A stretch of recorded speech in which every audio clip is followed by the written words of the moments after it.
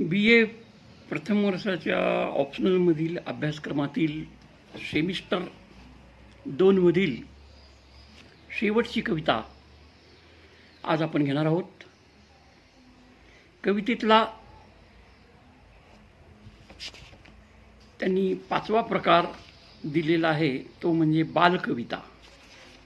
काव्यप्रकार या विभागामध्ये 5वा प्रकार त्यांनी बालकविता दिलेला आहे. आणि याच्या अगोदर आपण बोलगाणी, गझल, हायकू, गीत आणि आता बालकविता अभ्यासणार आहोत. बालकवितेमध्ये एक बालमानसशास्त्र त्या कवीनं लक्षात घेतलेलं असतं. लहान मुलांच्या मनात शिरून त्या बालमनाचा अदमास घेऊन बालकविता लिहिली जाते. मराठीतील अनेक मोठमोठ्या कवींनीही बालकविता लिहिल्या. मंगेश पाडगावकर, विंदा करंदीकर, शांता शेळके यांच्या बालकविता प्रसिद्ध आहेत. बालसाहित्य एक स्वतंत्र शाखा मराठी साहित्यामध्ये बालसाहित्य संमेलनही होतात. तर झाड बाबा या नावाची एक बालकविता आणि कवी आहेत संजय रामदास वाघ. यांचा जन्म 1 मार्च 1970 झालेला आहे. धुळे जिल्ह्यातील कापडणे येथील ते कवी आहेत. पत्रकार म्हणून ते कार्य करतात आणि शेती मातीशी इमान, ग्रामीण भागाशी इमान आणि वास्तवाचे भान राखत सामाजिक बांधिलकीच्या भावनातून त्यांच्या लेखनातून कंगोरे उमटत जातात.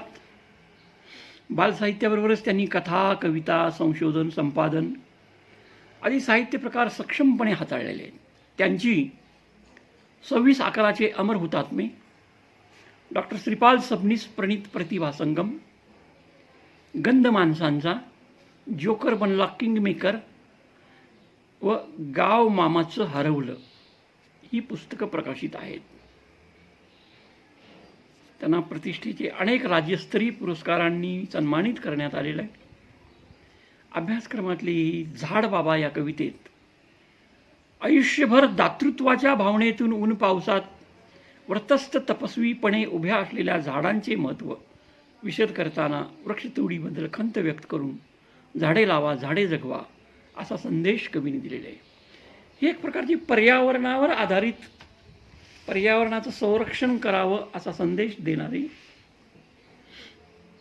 झाड बाबा. नावच कवितेचे झाड बाबा. झाड हे वृद्ध माणसासारखं आहे, बाबासारखं आहे, आजोबासारखं आहे. ते जगलं पाहिजे.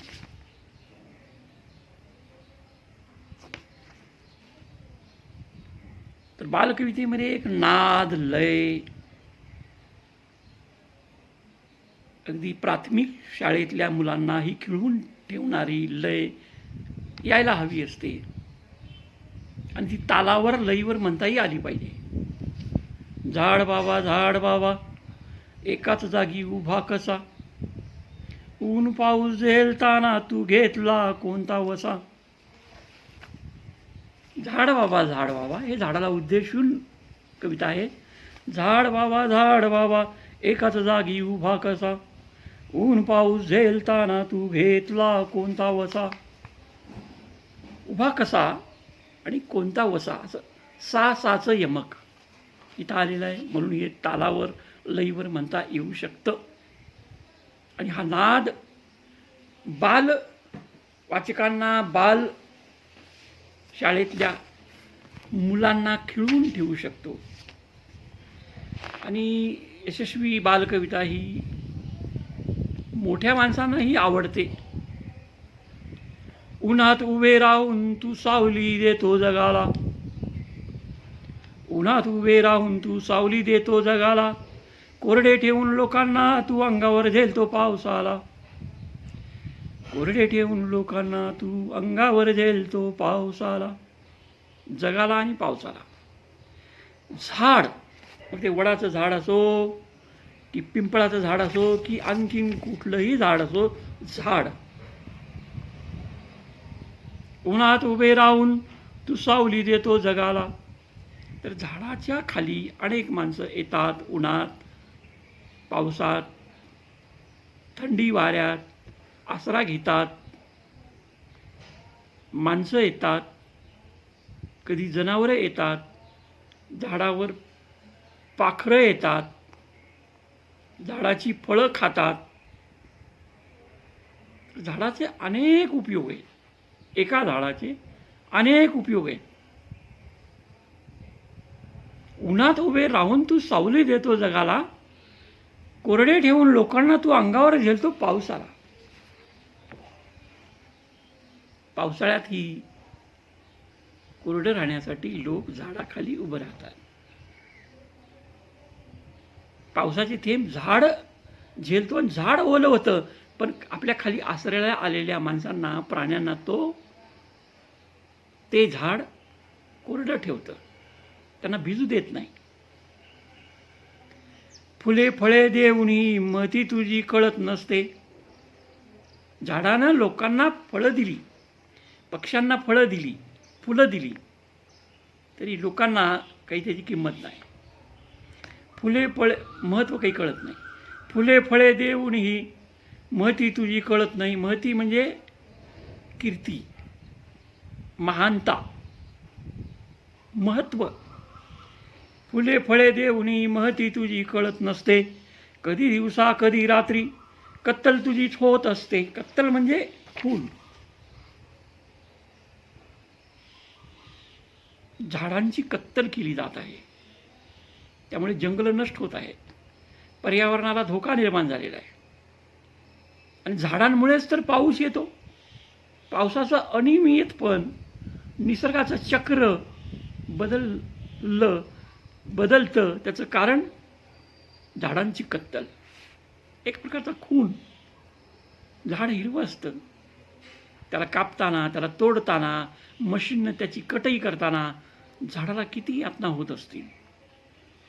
पर्यावरणाबद्दल कवीनं म्हटलेलं आहे, फुले फळे देऊनही महती तुझी कळत नसते. कधी दिवसा कधी रात्री कत्तल तुझीच होत असते. आणि शेवटच्या कडव्यात लहान मुलांनाही, मुलामुलींना, बाल प्रेक्षकांना, बाल विद्यार्थ्यांना इतकंच काय, मोठ्या माणसांनाही कवी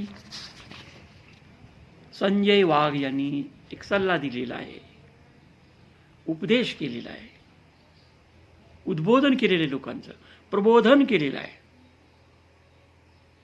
झाडे लावा, झाडे जगवा, हे एक प्रकारचं घोषवाक्य. याला सुविचाराचं स्वरूप प्राप्त झालेलं आहे, वाक्प्रचाराचं रूप प्राप्त झालेलं आहे, म्हणीचं रूप प्राप्त झालेलं आहे. झाडे लावा, झाडे जगवा, झाडे लावा, झाडे जगवा, संदेश मनात रुजवून पाहू.